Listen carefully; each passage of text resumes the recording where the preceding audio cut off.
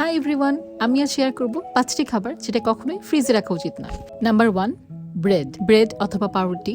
এটা ফ্রিজে থাকলে খুব তাড়াতাড়ি স্টেইন হয়ে যায়, অর্থাৎ এটা শুকিয়ে যায়, ফ্রেশনেস থাকে না। Number 2, watermelon. নর্মাল টেম্পারেচারে তরমুজ বাইরে থাকলে এটার ভিতরে যে অ্যান্টিঅক্সিডেন্ট থাকে সেটা ইনটেক থাকে, কিন্তু ফ্রিজে রাখলে এর রং, টেক্সচার অ্যান্ড টেস্ট সবকিছু নষ্ট হয়ে যায়। নাম্বার 3, টমেটোর উপকারিতা শুধুমাত্র খাবারের ক্ষেত্রেই না, স্কিন কেয়ারেও অনেক গুরুত্বপূর্ণ। ফ্রিজে রাখলে এর টেস্ট অ্যান্ড উপকারিতা দুইটাই নষ্ট হয়ে যায়। Number 4, potato. আলু আমাদের জাতীয় খাবার। আলুতে অনেক বেশি স্টার্চ অথবা মাঠ থাকে, যেটা ঠান্ডা টেম্পারেচারে রাখলে জমে চিনির মতো মিষ্টি হয়ে যেতে পারে। নাম্বার 5, হানি। মধুর উপকারিতা বলে শেষ হবার নয়। আমাদের প্রিয় নবী হযরত মুহাম্মদ সাল্লাল্লাহু আলাইহি সাল্লাম নিজে মধু খেতে খুবই পছন্দ করতেন। মধু ফ্রিজে রাখলে খুব দ্রুতই সেমি সলিড হয়ে যায়, অর্থাৎ জমে যায়, যা পরবর্তীতে ব্যবহার করতে সমস্যা দেখা দিতে পারে। আরও এমন হেলদি টিপস পেতে পেজ ফলো করে সাথেই থাকবেন।